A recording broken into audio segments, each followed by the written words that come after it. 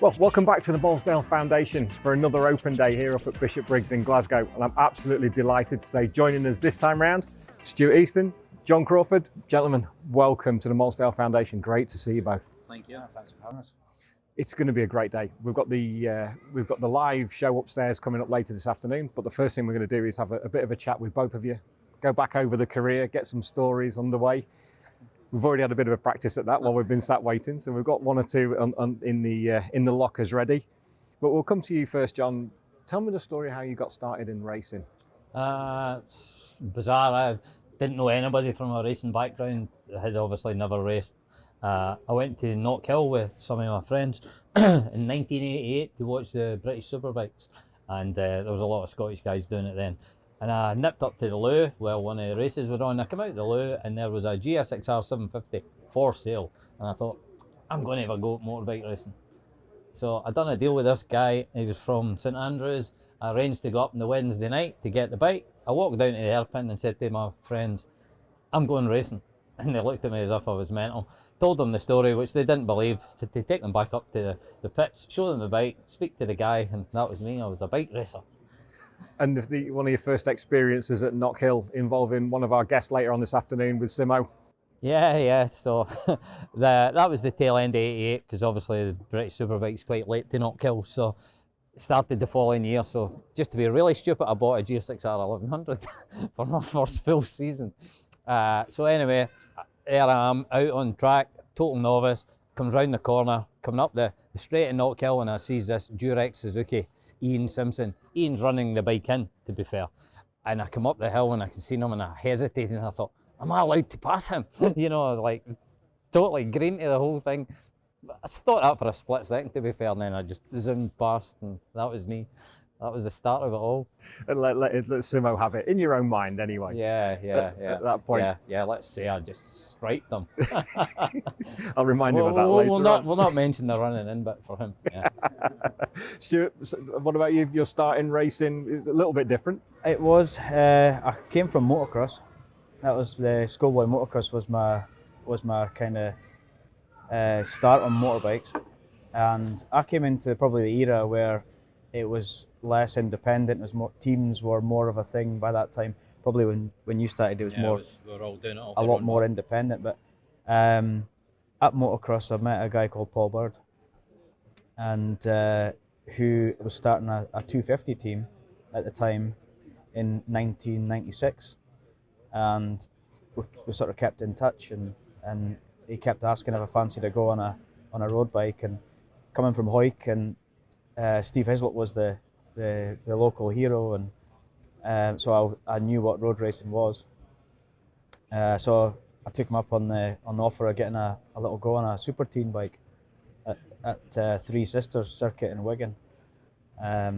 So that's where it started really, and coming from motocross, took to it quite well, and off I went, and me and my dad used the motocross van to do the super teen championship in 1998.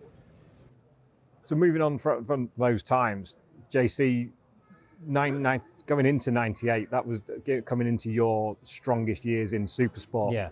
With a championship in 98 and 99. Yes. So you kind of followed each other nicely through the championships, haven't you? But you've been slightly younger than JC. A chunk younger, let's be fair. So, yeah. So. I've got the wrinkles to prove it. Next generation. His paper round was on the flat. Even though he's Scottish, that paper round was definitely on the flat.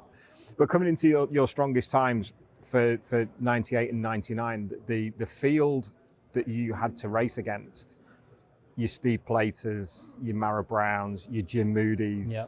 Ian Simpson as well. Like all the guys, Phil Borley, who'd been European champion. All these Scotsmen coming down to the British Superbike Championship and taking all our trophies and bringing them back across the border. Well, what can I say?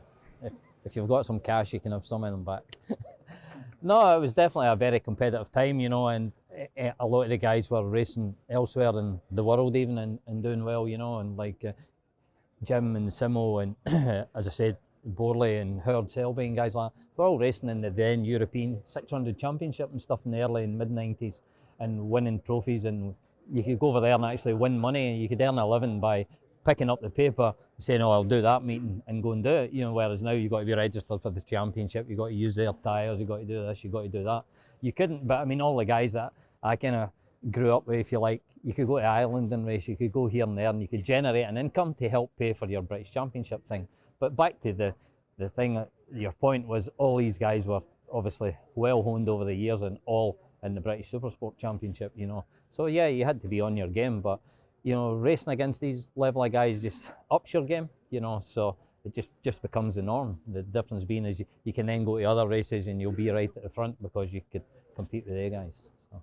But also, it does help you raise your game without a shadow of a doubt, but also starting later as well. Yeah, I mean, I never started racing until I was 22, you know, and it's bizarre. And by the time I got to Crescent, if you like, in 97, you know, I was like almost in my 30s, you know what I mean? It's like, you know, Casey Stoner retires at 27, you know, a couple of world championships. You're just getting going. Yeah, I'm just getting going, you know, just getting overalls off for work and like, let's give a shot at your motorbike, mister. How fast does that go? Yeah. How did the Crescent ride come about? Because that's for the next 4 years, so 98, 99, 2000, Well, I actually went there in 2001. 97. Was it 97 the first 97 year? I went to Crescent, yeah. So, and obviously, we were on Avon tyres, to be fair, and for as much as Avon tried to do a good job, the tyres weren't enough. I was struggling to get into the top 10, and then Paul Denning said to me, we went to Knockhill, and he said, do you want to try Dunlops? I said, if you let me race Dunlops, I'm not trying them. Saying they're brilliant, and then go back to Avons. So he said, right, on you go. So I stuck some some Dunlops on the bike. I'd went from being struggling to get in the top 10 to getting out and being the first person to ever do a 53 round Knockhill on a Supersport bike. Qualified pole with James Toseland second, and that was it. Never looked back. So, and that's what set it up for the next 2 years after that. Started it, yeah. In the end of 97, to digress slightly. Go for it. We'd done the last race of the year at 97. Honda had won every race up until then. It's Donington, last race of the year. Last lap, I'm leading. Comes under Starkey's Bridge. It was a short circuit. Waved yellows into the last corner. I thought, that's it, job done, race won. Went to tip in and James Toseland passed me into the chicane. On the wave yellows? And I just laughed and I thought, young boy, mad for it. You know, I've won anyway. So, but cut a long story short, Honda basically said to the championship, if we don't win that race, we'll not be representing next year because we've won every other race. And Roger Burnett, who was then commentating, who went on to become James Toseland's manager. He did, yeah. Actually, he was even going mental about it, you know what I mean? There was an uproar about it, but Honda had so much power in the championship at the time, so they gave them the win. Which meant I had actually my deal done with Suzuki before I left Donington that night. They were enraged. So that was me. The deal was done for 98 before I left the pits at the last race in 97. How did that fire you up for the following season? Yeah, to be fair, in my mind I had won it anyway, yeah. You know, so, but I mean, like, yeah, it was still a slap in the face, wasn't it? And it just showed you what you're up against. So, and I had no malice towards James about it. I mean, like, he just thought, I'm passing him, and did, you know. The impetuousness of youth. Yeah, lucky him. Yeah, absolutely. From your point of view, Stuart, when progressing through the super teams, having John McGuinness as a teammate, having the aforementioned James Toseland as a teammate as well back in 2000 for that, having that schooling with John, with JT, under Birdie's control and still with his support as well as a mentor, it's an incredible introduction into the sport. It's like, here you go. It was for sure. I mean, I think at the time, we never really. It was before John and James were the superstars that they went on to be. To be fair, 2000, and it was me on a 125. John was on a 250, and James was on the Honda Superbike, which was a bit of a underperforming bike, I think, at that time. Turkey is the word. I think. He actually broke his leg on it in a test day at Cardwell. Yeah. Which cut his season short, and I think John broke his leg as well. It was only me that was left with two American guys that year. And two legs. And two legs. I was about to say the same thing. Yeah. That's still your job, Dave. I got mine later on. We'll come to that. When you took the step into the super sport class, because it all kind of happened pretty quickly. It did. It did. Over the course of a handful of seasons, and all of a sudden, Birdie goes, "Here's a super sport bike. Let's see what we can do." He kept moving me up every year quite Yeah. quickly. I came in on that 125 and I progressed through the year, and I won the final race at Donington to get third in the championship. And I was really wanting to stay on a 125 to try and win the championship. And Paul bumped me up to the 250s, which ended up being the last year of the 250s in the UK. So I think I finished third again in that class, and then got moved up to Supersport. So it was just like move up every time. And Supersport, in fairness for the 02 year, it was a year that was a little bit weaker. Like what John was saying, in the 90s, it was stacked with madmen,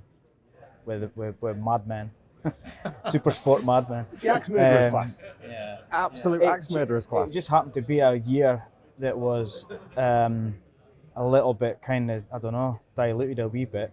But to be fair to Stuart, you only need one fast guy that you need to beat every weekend, and it's just as hard. You can only know beat what I what's mean? put in front Yeah, of you. can't exactly. You can only race the guys that line up against you, yeah. you know. So There was good guys in it. There was Scott Smart, Michael Laverty, and Simon Andrews, Ben Wilson. They were all in it, but they were sort of privateers. Yes. And I had the Ducati from Paul Bird, so I had a good package that year and managed to win the championship. Then a young lad from Sheffield turns up in the shape of Carl Harris That's right, for the following year. for the following year. The following year, it was back to being like a strong championship again. More, you had official Suzuki's, official Honda, us with the Ducati again, and I finished second to Harris that year, which probably meant more that year than winning the previous year. It was I felt like I was riding quite good by that point, and managed to win 3 races and finish second to Carl, which was nothing to be sniffed at. When you lifted that championship in 02 with Hizzy as your teammate on the superbike, were you able to understand where you were in your career at that point? And actually, because sometimes you can get carried away with what's going on. I'll come the same with you, JC. I'm a big believer in being in the moment, but the speed that you move through the classes. I never really thought anything of it at the time. It was only till recent years, like 20 odd years later, I had a look back, and I probably done myself a wee bit of a disservice saying it was a weak year, because I actually wildcarded at Brands Hatch for the World Supersport round and finished 10th. So I got a top 10, and it was my 6th ever race on a 4-stroke. Which is incredible. So when I say it was a weak year, I still think I did pretty well to get a top 10 in a world round. With Belgardi Yamahas and everything else that was in World Supersport at the time. Strong field. Maybe not knowing an awful lot was a good thing. Just sometimes that can happen in race a day. Yeah. Sometimes you don't know what you don't know, do you? Yeah, Exactly. Sometimes you watch young guys and you think Ignorance he doesn't know that you can't do that on a motorbike. I think I was maybe You know, a wee bit like that at Yeah, times. yeah. That Yeah. year, so They see that with Pedro Acosta and Mark and some of the Yeah. younger riders. They don't know what they don't know. I heard somebody saying that about Kevin Schwantz once years ago, that his strength was he doesn't know that bike can't win, and his weakness was he doesn't know that bike can't win. You know, so 100% yeah, that. it's So double-edged sword. in your first championship year, JC, against the guys that you raced against, Yeah. tell me about that title winning weekend and how you came forward from that, because that's what you go racing for. You go racing to win, and wins make championships. Yeah, well, a brief outline of that year would be, obviously, we started the year off with the sour taste in our mouth with the Honda thing from the year before, if you like. So we went to Brands Hatch and the short circuit and won that race quite comfortable, if I'm honest. So that was us off to a good start. And I knew that the secret was going to be trying to finish at the front or on the rostrum as often as you could, try and get some consistency. So we went to Thruxton, and that was our second race, first DNF. I'd actually got run off the track because Carol Muggeridge had high-sided in front of me, Philip McCallum did, and then because of that, Muggeridge run me off the track. So I got back on the track and started fighting my way through the field because I was back to last, and then they stopped the rest. So So we reformed on the grid, started again, away we went, and I literally just caught and passed Steve Plater for the lead and my bike blew up. So that was that. He got 25 points, I get none. So to the point that the then Honda manager, Dave Hancock phoned me that night, actually, after the race that Sunday night, to say, unlucky, you should have won that race. Because I rode really well to come through the pack, to be fair. Because like all the guys we've mentioned, they're not easy guys to pass. So that was fine. So anyway, that happened. So then your races to and fro all the way, and then Cadwell with a bike problem, again, an electric problem. So I basically had 2 DNFs. So we're going then to Brands Hatch. 2 rounds to go, Brands Hatch, and then Donington would be the last round. We're at Brands, and basically, if Steve Plater had won it and I'd finished somewhere, Steve had won the championship. So I thought, right, I'll show them how to get around Brands Hatch, as you do.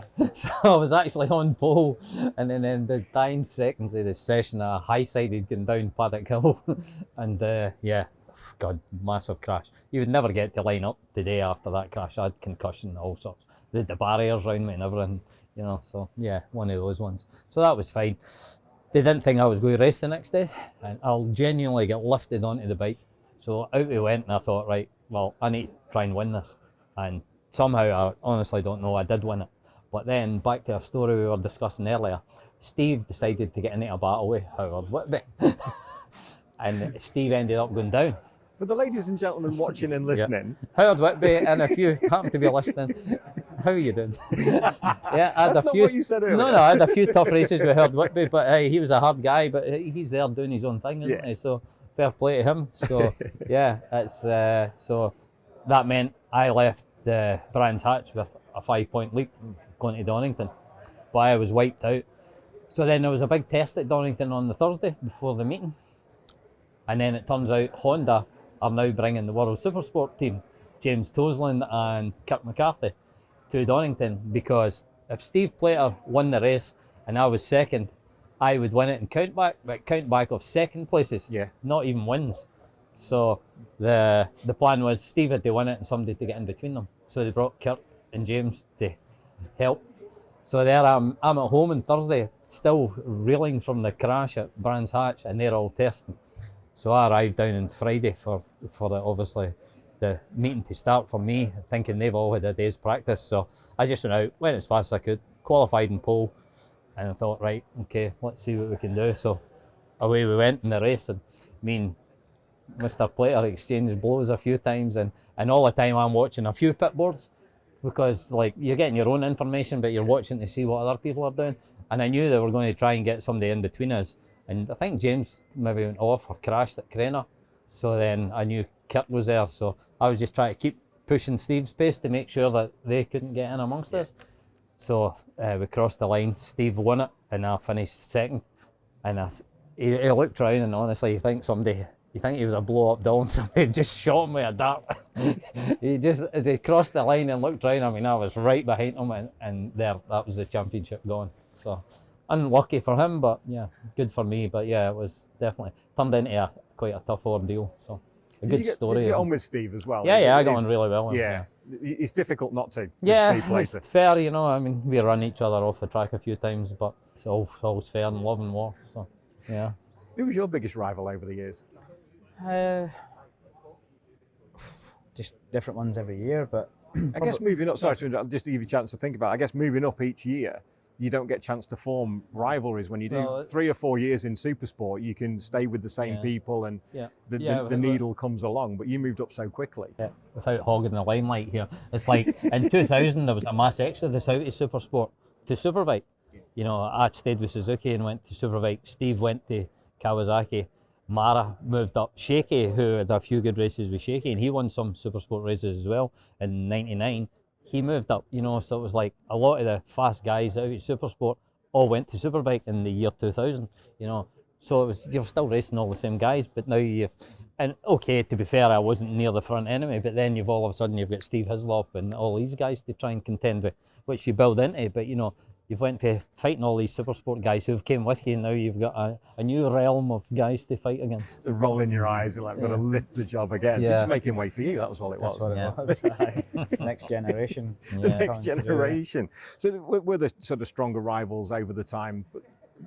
My second supersport title was the big battle with Alistair Seeley. He was, I would say, a really tough rival. He probably would have fitted in well with John and his mates in the 90s, because he could. He would defend, but over defend, or if he passed you, and you were on the racing line, you'd get past you in the brakes, and he's already half a bike in front, and he would move across, and put you near enough on the grass. It was pretty dirty, and I hated him the whole season. Absolutely hated him. But after that, when the season was over, I think it was at the bike show. We had a beer, chatted about it, and turned out he was just similar to me, just Northern Irish, Scottish. Yeah. I've got a lot of respect for him now, but I wouldn't want to race him again. I think that was the story of Alistair's career, wasn't it? With the battles that he had with yourself, with Jack Kennedy, with Ben Wilson. He used to sort of race in that way. If you passed him, he'd be straight back underneath, and the pace would slow up a second a lap, and it'd be a huge group then, and it would just be a dogfight, which is not what I used to like. I used to like running my lines and running my own race, and if it was one-on-one, it was fine, but he would drag it into a dogfight every time. Tell me about the influence that Hizzy had earlier in your career, and It just seems like I said, when I look back, and at the time I never really thought that much of it. And I mean, I had Steve Hislop posters on my bedroom in the late 90s, and then 3 or 4 years later we were teammates. It was weird. It was just a bit surreal, and he helped me a right lot. You know, like a lot of the Scottish guys did. There's one thing that they all had time for other Scottish racers. It seemed to Steve and Jim Moody would be two guys that gave us a lot of help in my career.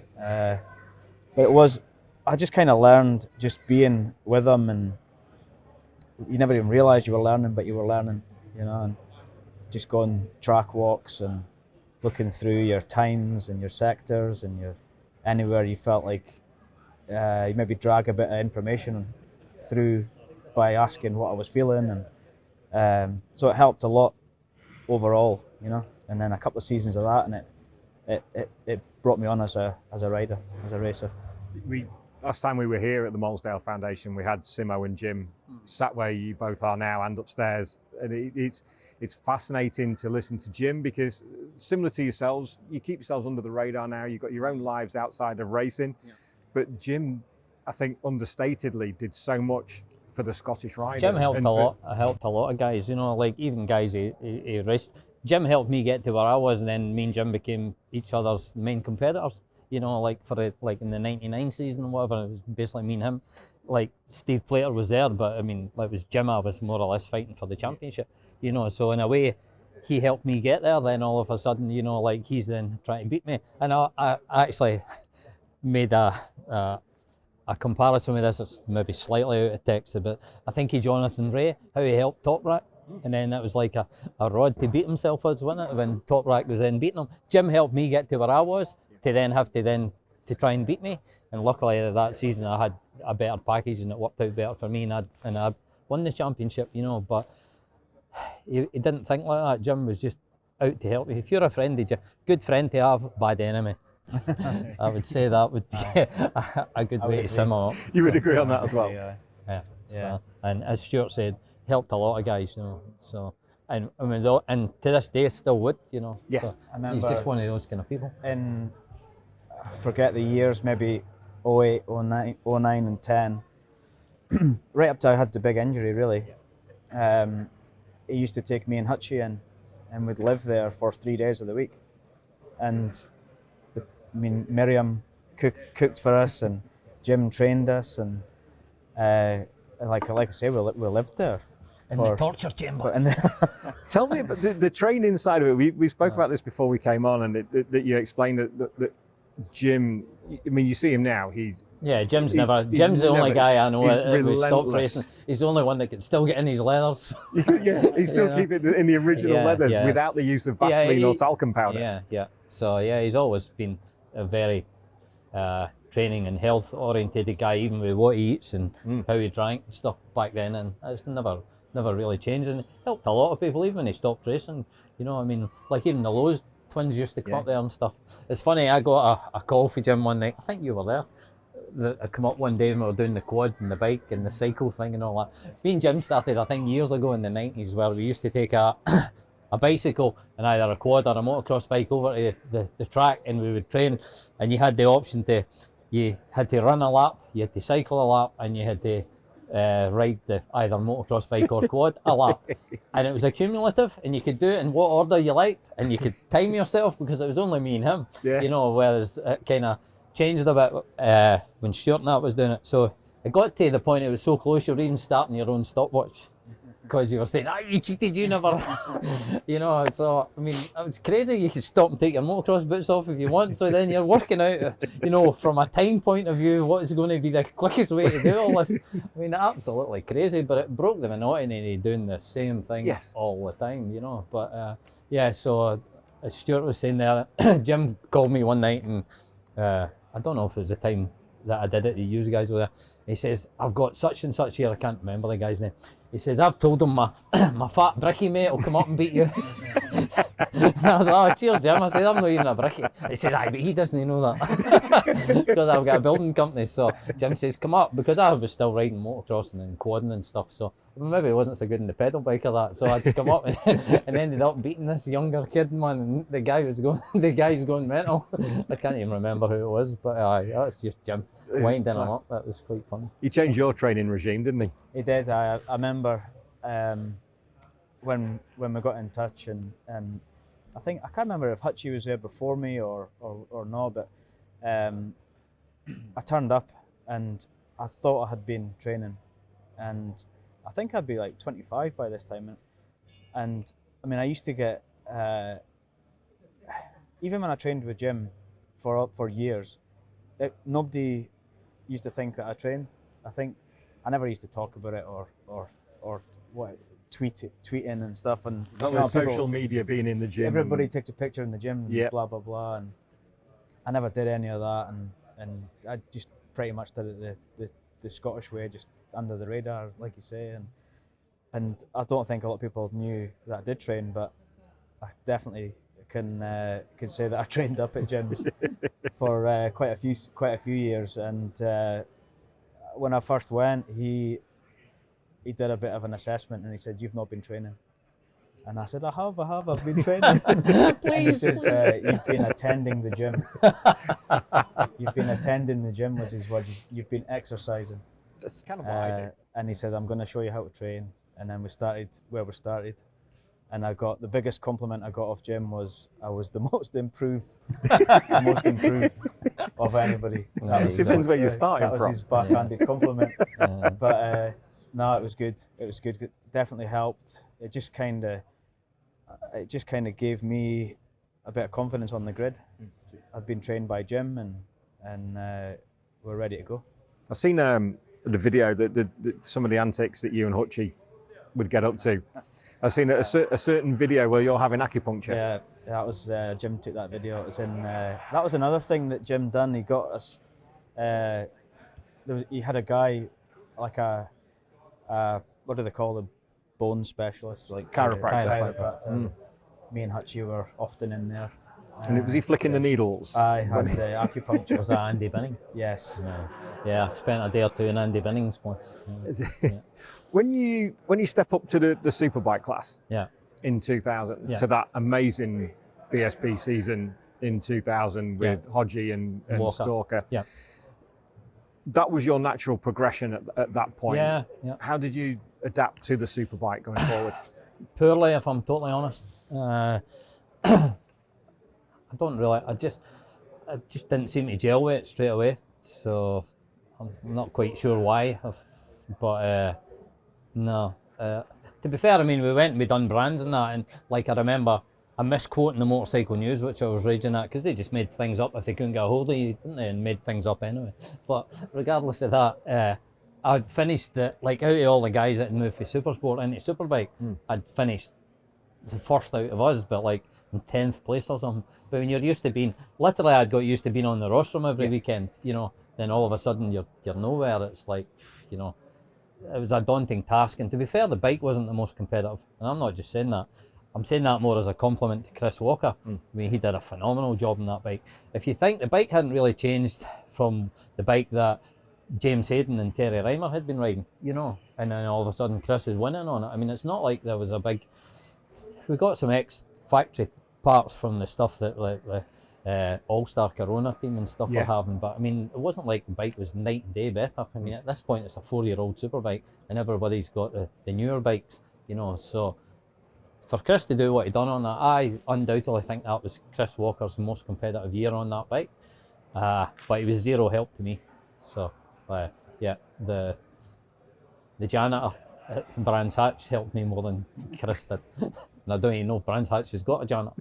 But yeah, I get zero information and zero help from that side of the garage. Which at that time of 2000, against the Reve bikes against the INS bikes. Yeah. There's honestly, I multiple British champions in there. It was a stacked field. And even at World Superbike, you know, I mean, Chris did really well at World Superbike as well, you know. So. The podium that year. Yeah. Donington. I mean, I scored points. I did that round as well, but I mean, nowhere near the guys. But I remember beating the number 2 Suzuki factory guy, the Japanese guy or whatever it was and stuff, you know, so scored points in the World Championship at least. But no, Chris did a phenomenal job on that bike, but Chris didn't help me at all.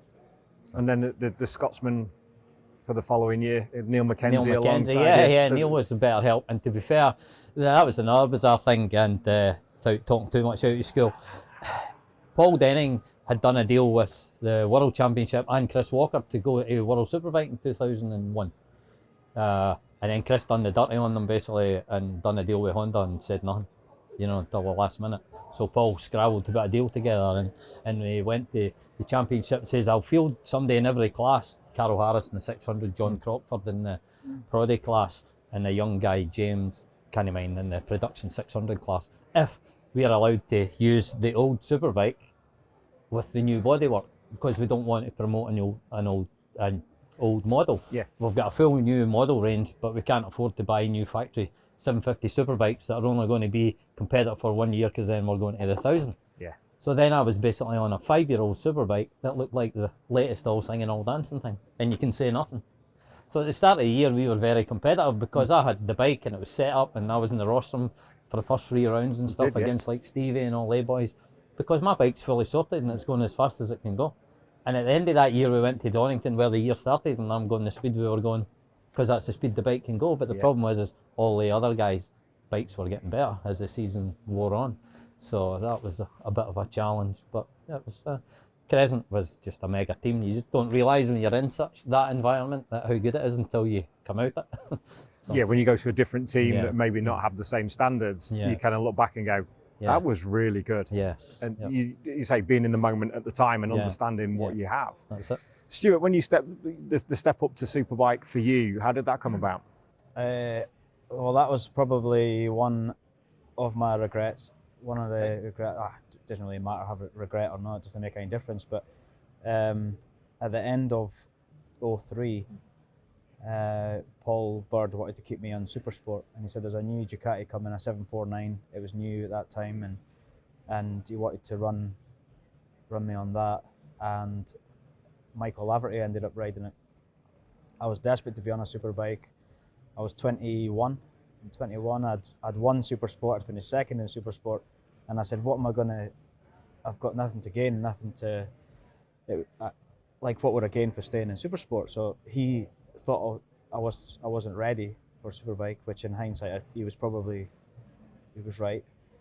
But being a young racer, desperate to be in Superbikes, I took the ETI Ducati contract, and it started off really good. I had qualified 5th at round 1. Because when you put a qualifier in it, it just felt like a super sport bike with loads of power. And I qualified 5th, and there was like John Reynolds, Michael Rutter, Sean Emmett, and I can't remember the names. There's Japanese guy, Kageyama. Yukio Kageyama, yeah. Kageyama. There was a whole load of great riders, and I've qualified 5th, and I thought, this is going to be easy. I'm going to be like, I'm the man. I'll be winning in a couple of races. And then I came away for the first round 7th, got to the second round, put the qualifier in. I thought, I love these qualifiers. It makes my bike feel great. And went for 0 to 100% throttle at bottom bend and high-sided and got stuck under the bike and tore a load of skin off my arm. Had to get a skin graft. And that was the kind of introduction to superbike. So that was my first injury, really. I'd never had an injury up to that point. So had a wee confidence knock and came back, struggled, felt a wee bit insecure. I'd been at Paul Bird's for quite a long time, for 3 full seasons, and felt like kind of homely and like a family. And so when you're riding for another team and you're not getting the results and you're getting 15th, and I think I got a 12th here and there, and then that was it. The plug was pulled and sacked mid-season. So that was the first go at superbikes. You were on the ETI bike the year before that, weren't you? Yeah, I finished with Crescent in 2001. So 2002, I'd done a deal with the ETI team, which was basically Ian Simpson. Yeah. So and Alistair Flanagan owned the team. Alistair had some sponsorship involvement with Crescent back in the day. Like in 2001, I had ETI in my crash helmet, but it was a team deal. It was nothing to do with me. So anyway, so I went to the guys. The thing is, I had been developing the 1000 for Crescent whilst we were racing the 750. So I had a bit of inside knowledge, if you like. So we started on that bike, testing through the season, went well. We went to Silverstone for the first round, qualified in the front row, but the clutches were horrendous in them at the start. So I got a really bad start in the first race, and a high-sided around the first left out the back at Silverstone. I don't even remember it. So I had actually concussion, so as I say, I don't remember it. I lined up for the second race and crashed in exactly the same place again. And I actually had bruised, it ended up with bruising on my brain, which is something I didn't even think you had. I was attending the specialist hospital in Glasgow and stuff like that. So then that was the first I actually never had then missed a race. You know, I'd always managed, even with injuries, sellotaped together, always managed to get to the next race, and then that was the first time I'd ever missed races. So I missed a few rounds. I think the DJ had been on the bike and some other people, and then I went back to try and ride it at Donington, and it felt surreal. I was riding around on the bike, but honestly it felt as if I was riding pillion. I was going round, but just because it was like muscle memory, if you like. Yeah. To, 2 seconds off the pace, which is like miles away. But I mean, I was doing it automatically. I come in, I went, I don't really feel as if I'm riding the bike. I'm safer not riding the bike. So then I missed another couple of races, and then finished the season strong with ETI actually. So just when you're talking about Paul Bird, he actually came to me at the end of that race at Donington and said, JC, you can definitely ride a superbike. I wasn't sure, blah, blah, blah. I know what Birdie can be like, I'm not sure what I'm doing and all that. So anyway, that never came to anything anyway. And then, so I lined up again with ETI on the Ducati the following year. So, and got to halfway through the season and had a falling out with them. And Stevie Hislop was meant to then go on the bike. And then I get killed in the helicopter accident. So then I ended up on a super sport bike to finish that year off. This guy Easton that was at the front, I can't remember, this young fast guy. Is that the only season you raced together in the same championship? That would be the only couple of races towards the end of the year. But I was on not the fastest Eckerald Honda on Bridgestones. But it was bizarre, the first session on out in it was wet at Alton Park, and I actually topped the session because it was like wet, and Bridgestone wets were good, but the dry tyres were shocking. And the bike wasn't the most powerful. So, and then I think we did another one wet session at Cadwell, topped the session again. I thought, but honestly, see, jumping back in a 600 after 4 years on a superbike, yeah, I felt as if I could pick it up and run round with it under my arm. you know, and that's no disrespect to supersport, but I mean, Stuart will tell you this, you're riding around a supersport bike and at some tracks you're looking and you're thinking, I'm only like a second and a half off this superbike. Yeah. These guys have got like mega horsepower, they've got slicks, man. I could do that, no problem, don't you? Until you get the horsepower and the slicks and you can't get the thing to work, you know, so that's, it's a different animal altogether. When you came away from the superbike, that was like your first experience of it, back into supersport with JHP? Yeah. Again, another stacked supersport crowd. I made a note, Cal Crutchlow, Jonesy, Leon Camier. Tom Sykes was in there as well, wasn't he? Jay Vincent, Perry Reba. Mm-hmm. It was a really, really strong time for supersport. In that time again, supersport seems to go kind of up. It goes through waves of being deep and not so deep. But that was a strong time. There's multiple world champions came from that era. You know? So I think when I went back, rebuilt and podiumed towards the end, and then stayed with that team for the following year. It is rebuilding that confidence, isn't it? Especially when you have your first big injury. It's a confidence game, without a doubt. It is. Yeah. I mean, some guys have got certain, maybe slightly more bike skills or whatever, but it's definitely a confidence game, 100%. You know, you'd rather be confident and not be quite as skilled as the guy who's got those skills, but has lost his confidence. Mm-hmm. You will beat him every day. So. And that's the motorcycle racing in a nutshell, isn't it? Yeah. We've said it on the podcast so many times. A confident rider is a fast rider. Yeah. And then you add the skill set to that. Yeah. That brings race wins and championships. Without a doubt. And that's how the game works. When the time came to hang up the leathers from the bike side of things, what prompted that? It was like, obviously, ended 2003, the half season with Superbike with Flanagan, then finished with the Ekerald thing. I'd been speaking to a few people, I had some potential irons in the fire, but honestly, at Donington at the end of that year, I thought, you know what, I'm over this. But I never said anything to anybody, I just went through the motions. I thought, you can't say that and then in February decide, oh, I'm racing again, and you've burnt all your bridges, you know. So I just kind of stayed away from the racing thing, tried to stay away from racing people, even like Jim. Jim would convince you that black was white when he puts his mind to it. So, you know, I thought I just needed some time to, and then I decided by the time February came, I thought, nah, I'm done. If you're not willing to give 110% and lay it on the line, there's no point being there. You're there to win, I was there to win. I wasn't there to run around.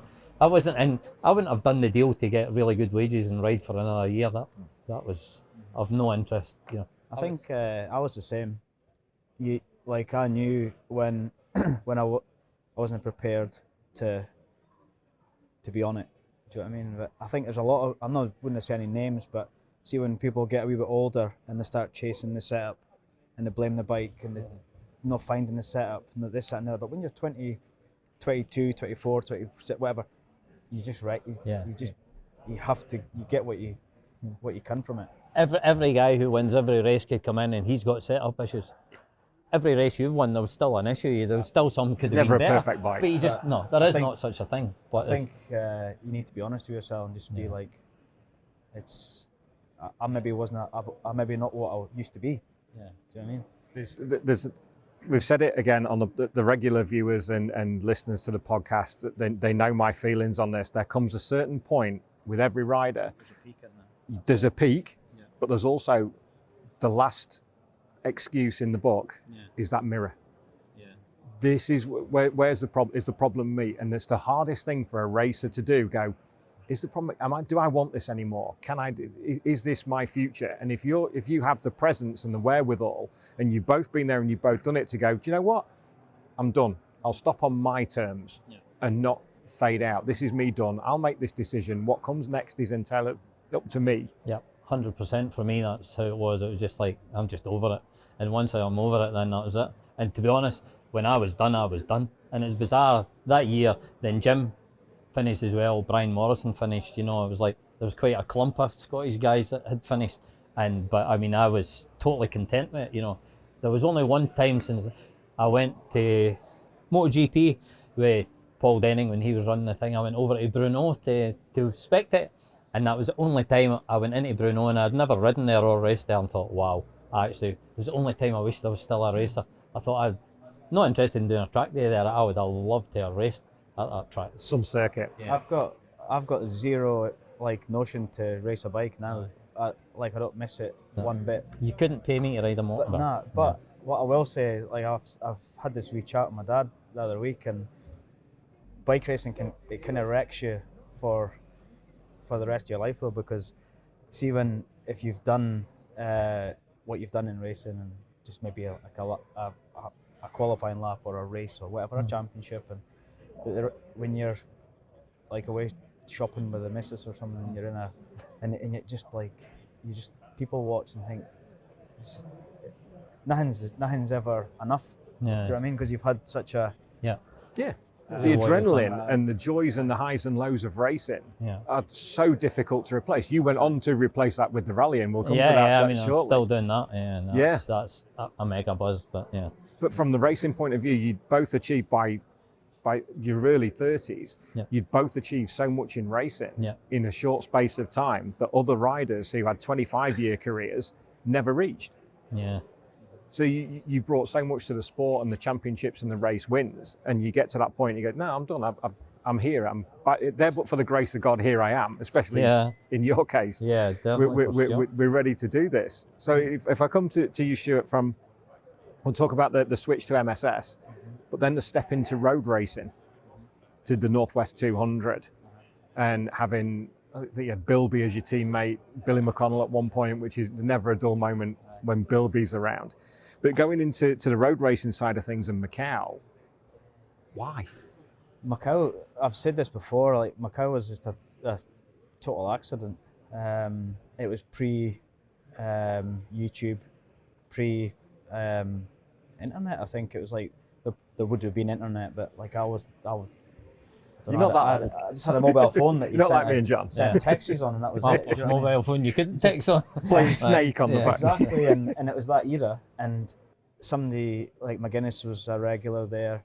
Steve Hislop had been there multiple times and won it 3 times, and this race in Macau was getting mentioned in the mid-season, and I was like, so you get to race your motorbike in the winter, and you get a holiday, and I thought, what's not to like? Put my name in for that, and I must have been naive or just wasn't listening or whatever it was, but I genuinely never knew it was a street race. Okay.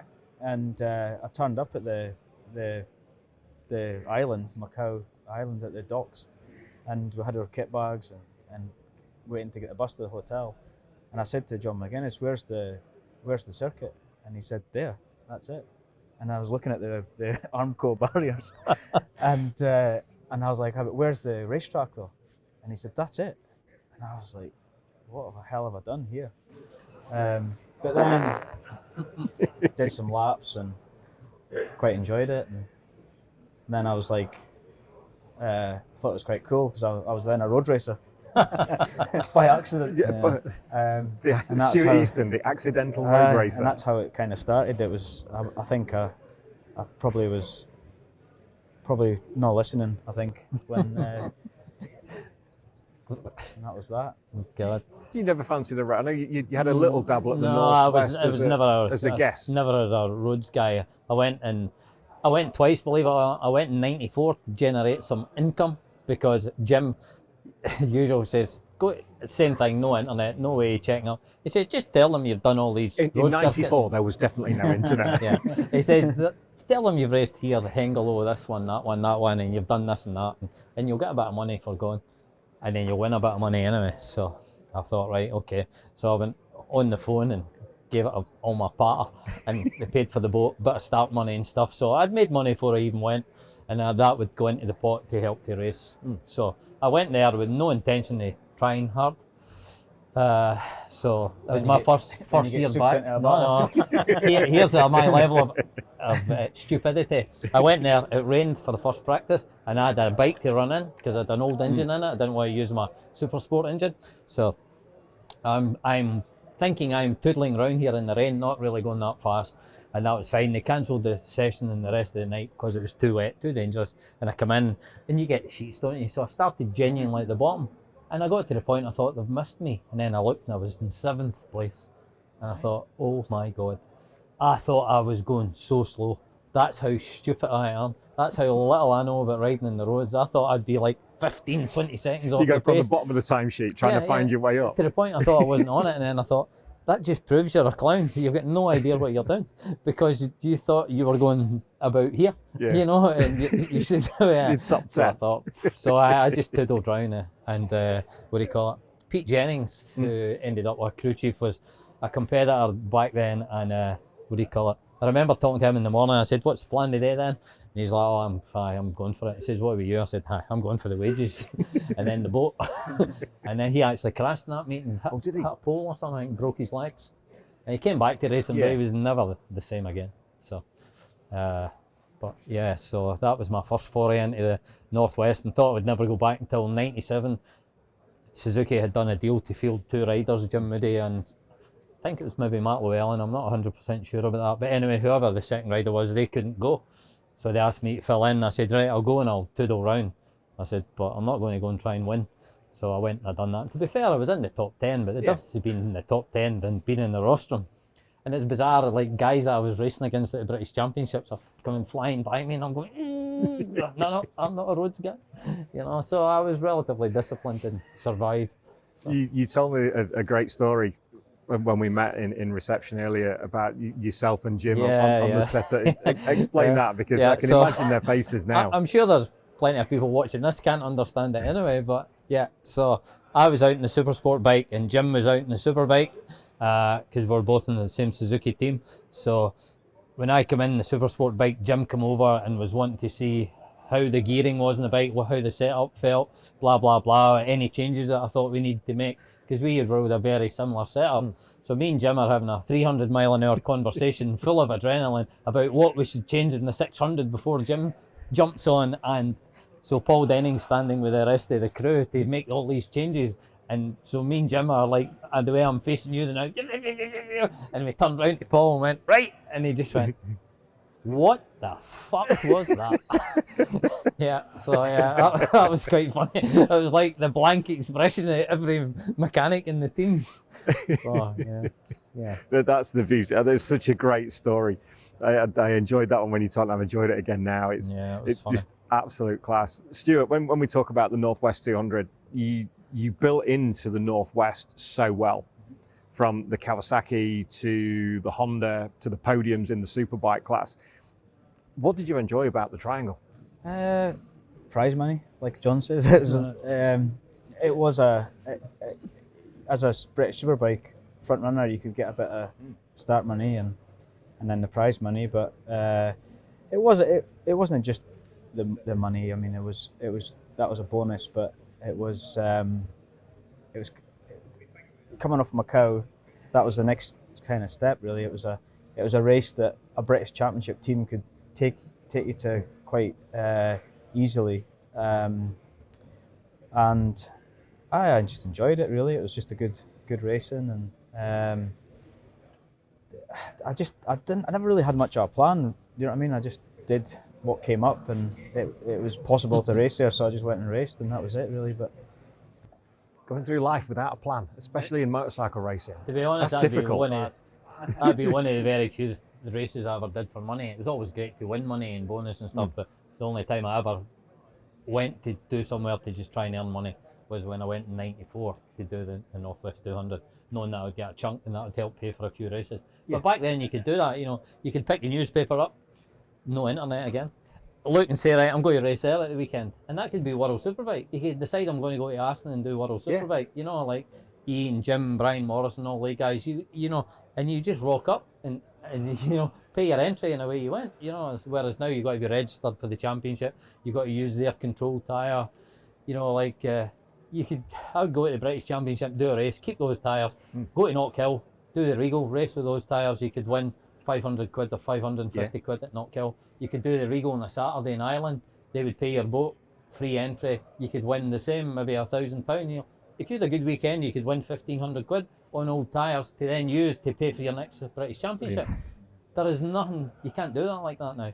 You know, that's impossible. But back then you could race to make money to do the next level of racing. And Ian and Jim and all they boys, and they even done that with World Superbike. They would just go, right, oh, we're going to go and do this one and do that one. And so definitely far easier then.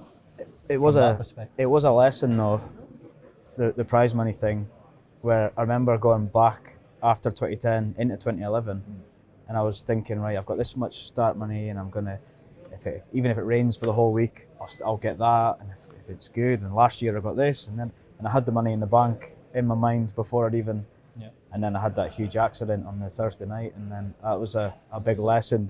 Never count your money before it's earned. It's not there until it's in. And there was a bizarre thing when I went to Superbike in 2000, then they decided that Superbike riders didn't need prize money in the British Championship.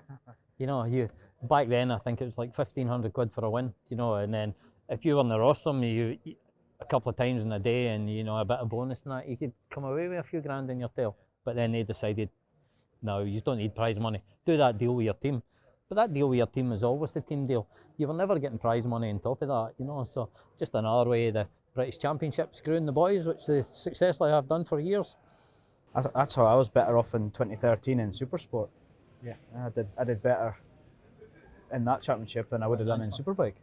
Because there is that point of the British Superbike riders don't get prize money. Yeah. It's well known out there. That's laughable. Here's another thing. Marty Craggle was a teammate in Superbike when I was in Supersport in '99 when him and James Hayden were on the Suzuki Superbikes, and then Marty went back to Australia to race, and he was big pals with Matt Mladen, the Australian. So he'd obviously been talking to Matt about the Superbikes and stuff and the money he'd made and all that. And Matt thought the money that Marty had got for a full season in BSB was for one round. Marty's like to him, no, that's for the year. He went, oh, I thought that was for one round. That's the difference in the money they were making then in AMA in America. Matt Mladen, 6 times champion, never went to GPs because he was making too much money. Why would I need to go somewhere else and struggle when I can make the fortune here? Yeah, definitely. When we look back from your point, 2010, I know I can feel that time is pushing on and we need to be upstairs shortly. Riding for Sean Muir in 2010 was an incredible season for you with the results on the roads and in BSB as well. James Ellison is your teammate at that point. That's right. The trajectory was starting to get steeper. The year before was actually the 2009 year on the Hydrex Honda was the first season, the better year. First year with Sean, I got third in the Superbike Championship. And we won a couple of races. So that was the kind of better year. The following year on the Swan bike, there was a few changes to the bike, and it was better sometimes, but then it was a wee bit more inconsistent track to track, I felt. Okay. From an electronics point of view. Yeah. But the 09 bike was great every time I rode it. So I think I was third in 09, but then I had an inconsistent year in 10, and I dropped to 8th, I think. So yeah, we did win races, but we were way inconsistent. But more machinery than... I think so. Like every racer, blame the bike. I'll line them up for you. I don't mind. I'll line them up. Before we come to 2011. I could have won everything in Superbike if they put all those other guys on 125s. Yeah. I think it's rubbish. If I could ride a bike, I'd been a contender. Yeah. I can ride a bike. If I could have rode a bike, I could have been a contender as well. I can ride a bike, but I've never raced one, and that's why I do this, because I can't do that. And I've never had the opportunity, and I don't have them. I don't have the cojones for it. That it's the privilege is listening to your stories and to your careers and what you've done for the sport. But post racing for you, JC, going into rallying and oh God, what did I do? The McRae family and the connections there, and obviously the times you had with them. Even like when Colin, he came to a few Suzuki things and stuff, and like we had some involvement with the team when I was still with Crescent and whatnot, and done a few days with. In fact, it's bizarre when you talk about like heroes and all that. Kevin Schwantz was a guy I always watched.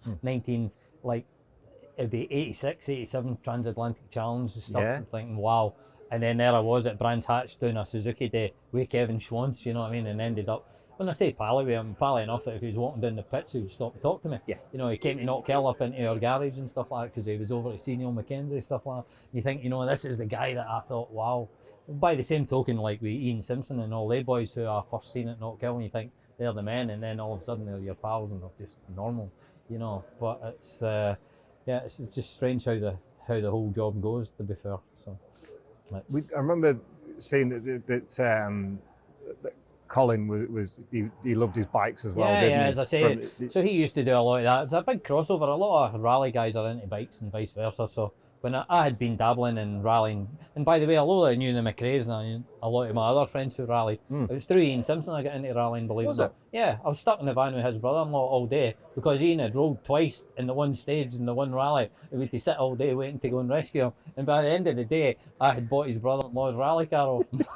So, yeah. It beats coming out the Jensen buying it. Yeah. So that was how I became a rally driver. So, yeah, did that for probably 4 years or something like that. And, yeah, in fact, 2009, I rolled out the McRae rally, bizarrely enough, and I thought, I'm done with that. So, packed that in and decided to go and race quad motocross. So, I'd done that for 3 or 4 years. And then I thought, I'm going to take up motocross. So, I've kind of done that ever since, and now I've been back at rallying the last 4 years. So, yeah. Keeping active away from the racing. Yeah. So, yeah, the rally thing's good. So, it's I've got a proper like 4-wheel drive car now. I started back, I had a Mark II Escort in the kind of open 2-wheel drive class. So, yeah, that went well, and I thought, right, time for a wee change. So, bought a proper thing. So when we get a chance to have a look around the foundation later on, the Metro 6R4 at the back. I bought Colin's 6R4 off. Oh, did you? Yeah, I rallied that for a few years. And bizarrely, there's famous clips on YouTube of him spinning it in the Donegal rally. It was my car then, it wasn't Colin's, but everybody knew it had been and assumed it was. So another story, so that broken wrist. The week before that Donegal rally, when me and Colin were out motocrossing, quad motocrossing, and I landed off a jump and broke my wrist. I never even come off, and I rolled to a halt. It was in his track, so I stopped. And he went, "What have you done?" I said, "I broke my wrist." "Are you sure?" "Aye." And he went, "You'll be knackered for the rally then, eh? I'll just use your car," because he had broke the diff in his car. And I was like, "No, I don't need to run to the hospital or anything." He's like, no. That was easy. "I can use your car." So yeah, just a segue there. But yeah, so I had a Metro. Yeah, phenomenal thing. I remember those from being at school at Tony Pond and the computer vision and all that. Noise, wasn't it? I mean, you had to have one. Incredible. It was an uncompetitive car to buy when I bought it. You know, you should have had like an Evo 10 or something like that, or Evo 9, sorry. But I decided I wanted a Metro. Yeah, they're just horrible, aren't they? So, no, Metro every day. So. What about you from the car side of things? And No. I know obviously the family business is motor cars, but actual... Just MOT in them is the... That's it now. This is as close as you want to get to it. No, I've never really... My dad was into rallying. He used to rally a Mini in the 70s.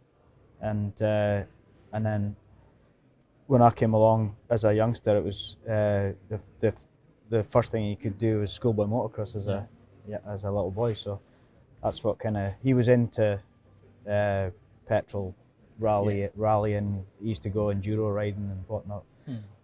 So that's how it sort of happened for me.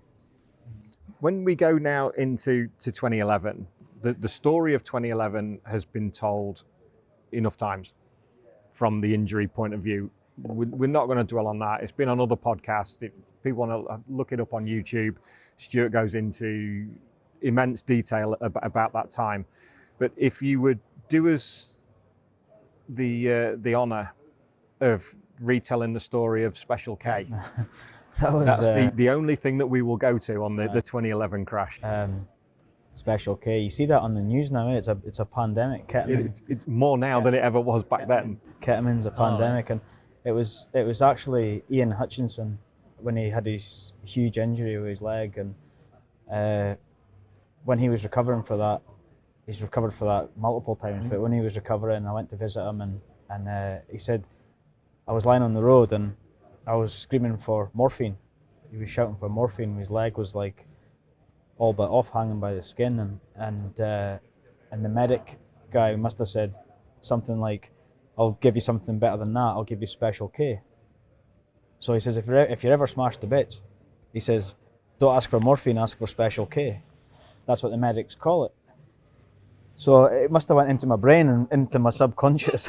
So when I was lying in the road, smashed to bits, I was shouting for Special K, screaming and shouting Special K, and I was kind of in and out of consciousness. I can half remember, but it was Norman Burgess that came along, who was a big friend of Paul Bird's, and he was actually marshalling like really close to where I crashed, and he came hobbling along, as Norman does hobble a bit, and he lifted my visor up and he says, like, it's you, he said, and I looked at him and I was like, it's you?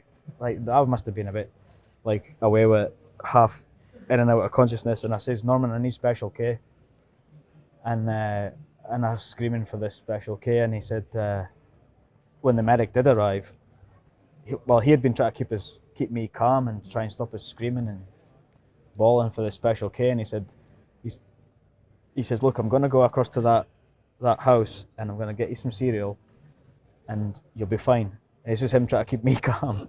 And I was like, it's not cereal that I want, it's a Special K.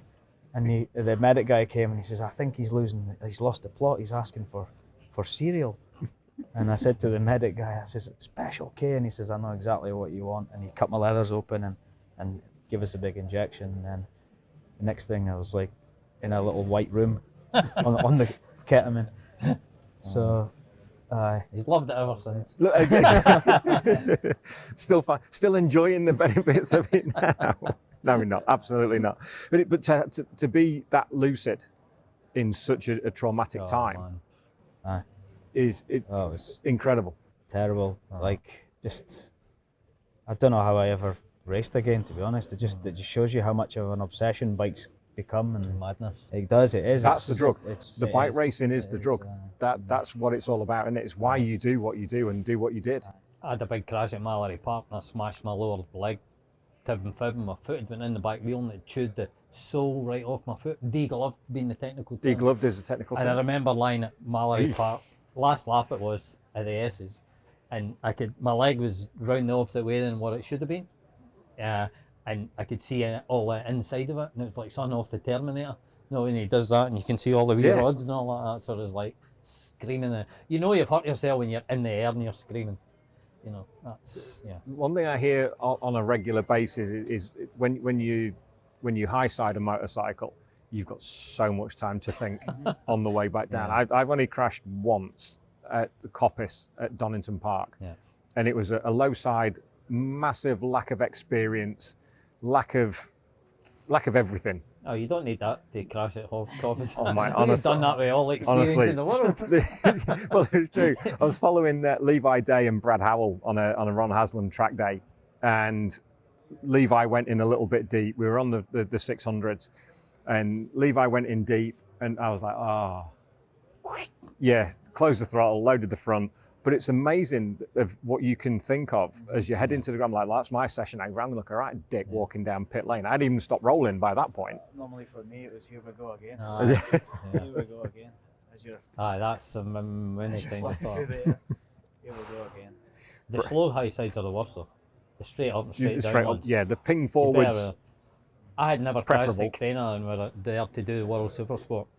And I just quickly tell this, so I went out in the first session, they put this brand new Inconol system on this bike, Yoshimura, only one in the world. Try that, crashed there, wrecked it. Second, in the afternoon, I went out, qualifying, high-sided through the left at Craner, thinking, that's good, I've never crashed here before, that's twice in one weekend. Did you ever crash at Craner? I've done Craner. I've joined the club there, 02 on the 748. Yeah. Paul Bird was not happy with that. I think the crank was the only thing that was left for the whole bike. It was mangled. I think you had the big Brands crash as well, didn't you? Same one I had, 2001, when I went hurtling straight into the barriers at the end of, what do you call that big strip? Fort Hawthorne. Oh, Hawthorne, yeah. I totally Pilgrim's destroyed a factory bike. You shoulder charged somebody as you went off it. What happened is... that man again. Yeah, right, quickly. Last lap starts, I'm in third place, Stevie and John Reynolds are gone, so it's me, Rutter, Plater, Rutter, Dyson for the rostrum. So covers into Druids, that's fine, good exit, down the hill, nobody's outbreaking me here until Steve, thank you, does a like do or die move and runs a 2s wide and Rutter passes us. I thought, great. So now you're trying to make a plan to get 2 people back in like 6 corners. So out onto the back straight, and Steve had got a decent run, and I thought, he's lining up Rutter to go under him at Hawthorns. I thought, if he goes under him at Hawthorns, I'm going to stay out wide, get the exit, and I'll get one of them into there, and I'll get one of them after Dingledale. This is my master plan. Right. You need a plan, whether it works or not. So as I moves out to the outside, Steve's going to the inside to pass Rutter, but at the last minute decides I'm not going to get by him, so sweeps back to the outside to obviously get the line to get around the corner. And now I've got nowhere to go. So I leaned in like that as he's coming across so that he hit me and not my bike. Yeah. And then by that time it's too late and I just had to pull the front brake and lay it down. Got 100 and whatever mile an hour. I think it's 160 down there it was. That's fast into Hawthorns. Destroyed the bike. Scrap. Picking it out of the trees. Sorry, Paul. Yeah. So yeah, I didn't have much time to think. That's probably the one crash I had that was so fast and such a short run off for it. It was just like, oh my God. And Mine was the same. Mine was like, I had brake failure, but I think it was a master cylinder fault in hindsight, because the brake kind of went spongy, really baggy, and I was toying with the fact that, like, do I pull in, or I was in 4th behind Hopkins, I think, or maybe Michael Laverty. Yeah. And anyway, I was like, do I come in? Do I not come in? I was like, ugh. It's always kind of bred into you to keep going until your wheels stop turning, and I had half a brake, so I thought, oh, yeah. So on that back straight, and I was started deciding as I went, still probably doing 180 or whatever it is, 170, and then there was the half brake went to no brake. And that was another regret. I should have pulled in. yeah, but we've all been there. It's races are races. So That's the it. bike was in half it was stuck up a tree, and they never got the half up a tree over the bar until the Tuesday. They never got the bike till the Tuesday. I had to get a. You're an illustrious company, and the bikes that have gone into the trees at the bottom of Hawthorns. That's for sure. I can see out the corner of my eye. We're getting the wind up. We're getting the wind up sign. What I want to just talk to you, Stuart, just to finish off.